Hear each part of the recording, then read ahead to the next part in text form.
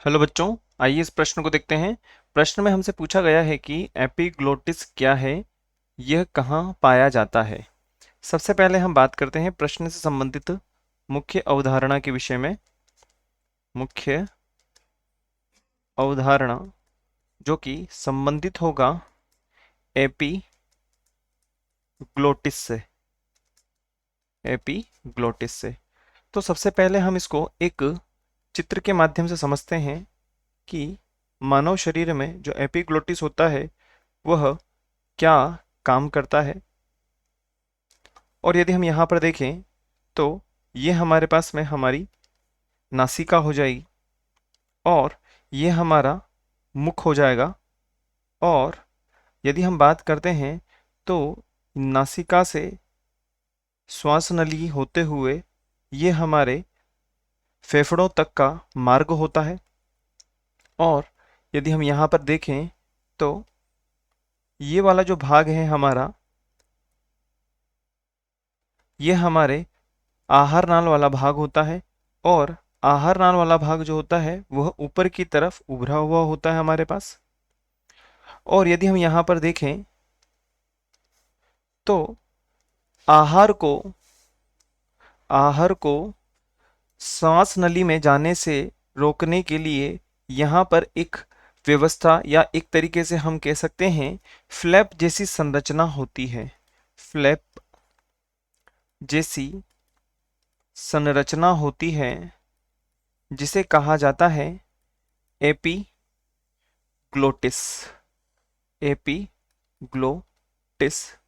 और यदि हम यहाँ पर देखें तो यह इस प्रकार से यहाँ पर इस प्रकार से विन्यासित होता है। जब यहाँ पर खाना जाता है तो यह खाना बोलस बनकर के हमारे शरीर के अंदर उतर जाता है।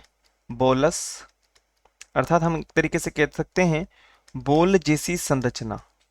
बोल जैसी संरचना होती है। और ये बोल जैसी संरचना हमारे वायु मार्ग को, या एक तरीके से कहा जा सकता है जो श्वास नली है, उस श्वास नली को यहाँ पर अवरुद्ध कर देती है। और हमारे खाने को इस एपिग्लोटिस के मदद से हमारा जो भोजन है हमारी आहार नाल से होता हुआ, ये जो बोलस है आहार नाल से होता हुआ इस प्रकार से पेरिस्टाल्टिक मूवमेंट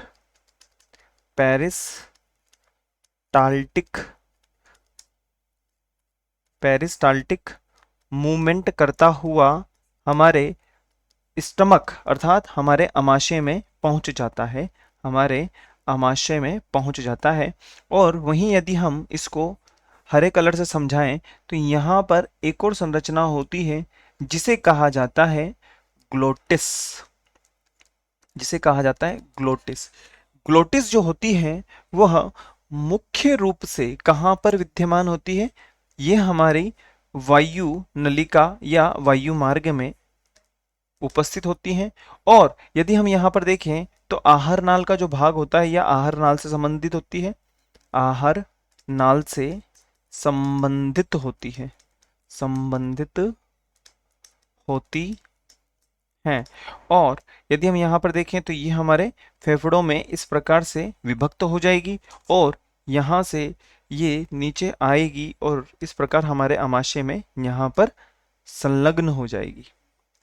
तो यहाँ पर हमने समझ लिया कि एपिग्लोटिस जो होता है वो एक फ्लैप जैसी संरचना होती है जो भोजन को बोलस बनने के पश्चात हमारे आहार नाल से होते हुए हमारे आमाशय तक पहुँचाने का कार्य करता है। और यह हमारे कहाँ पर विद्यमान होती है,